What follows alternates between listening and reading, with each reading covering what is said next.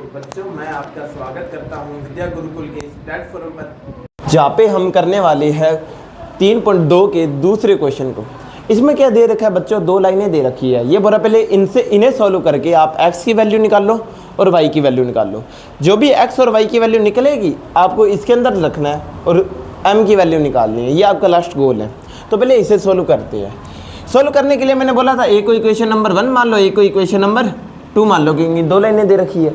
आप क्या बोलोगे, इक्वेशन नंबर 1 से, अब 1 से क्या करोगे देखना, क्या दे रखी है equation number 1, 2x plus 3y बराबर 11।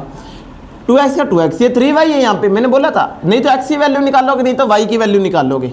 तो 11 का 11, ये 3y यहाँ प्लस है, वहाँ जाके माइनस हो जाएगा। यहाँ पे 2 गुना में वहाँ जाके भाग में हो जाएगा। तो 11 माइनस 3y अपॉन में 2। अब ये 11 का 2 का डिवाइड सिर्फ 11 में नहीं करोगी ना, 2 का डिवाइड सिर्फ 3 में करोगी, दोनों में करोगे। ये बात याद रहेगी। यहाँ से आपकी x की वैल्यू आ गई, इसे इक्वेशन नंबर 3 मान लोगे।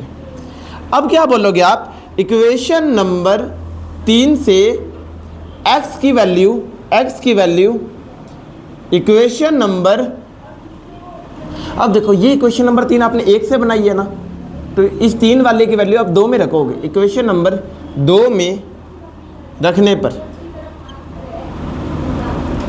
रखते हैं, है ना बच्चों। देखना 2x, 2 का से 2 आ गया, x की जगह क्या लिखना है मुझे, 11 माइनस 3y अपॉन में 2 लिखना है, 2 लिख दिया मैंने। माइनस का 4y बराबर में माइनस का 24, ये आ गया। अब इसे आने के बाद में आप क्या बोलोगे बच्चों, 2 से 2 क्या हो जाएगा, कट हो जाएगा। जब 2 से 2 कट जाएगा बच्चों तो क्या बचेगा, 1 ही बचेगा। और 1 का किससे भी गुना कर दो कोई फर्क पड़ता है क्या, नहीं। तो 11 माइनस 3y माइनस का 4y बराबर माइनस का 24, ये आ जाएगा।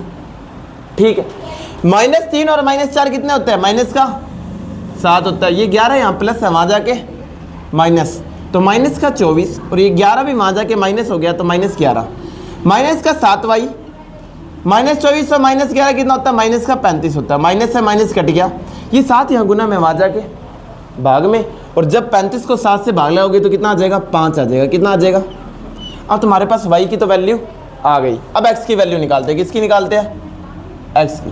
तो आप क्या बोलोगे, y की वैल्यू मुझे x की निकालनी है, x तो यहाँ पे दे ही रखा है, सीधे रखूंगा y की वैल्यू, आ जाएगा मेरे पास आंसर।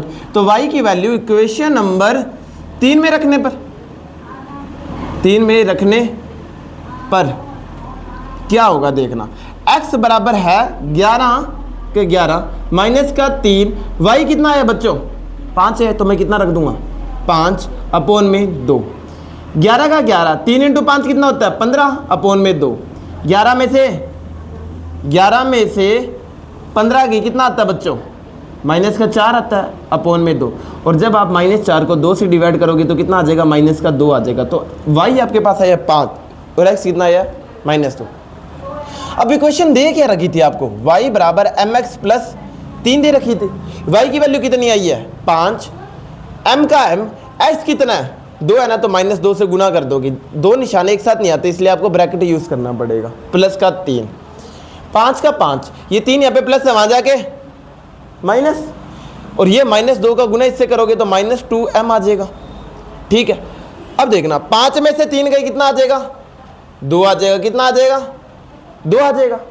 और ये क्या है, माइनस का 2m है, ये माइनस 2 यहाँ पे गुना में वहाँ जाके भाग में, तो क्या आ जाएगा, 2 अपॉन में माइनस का 2।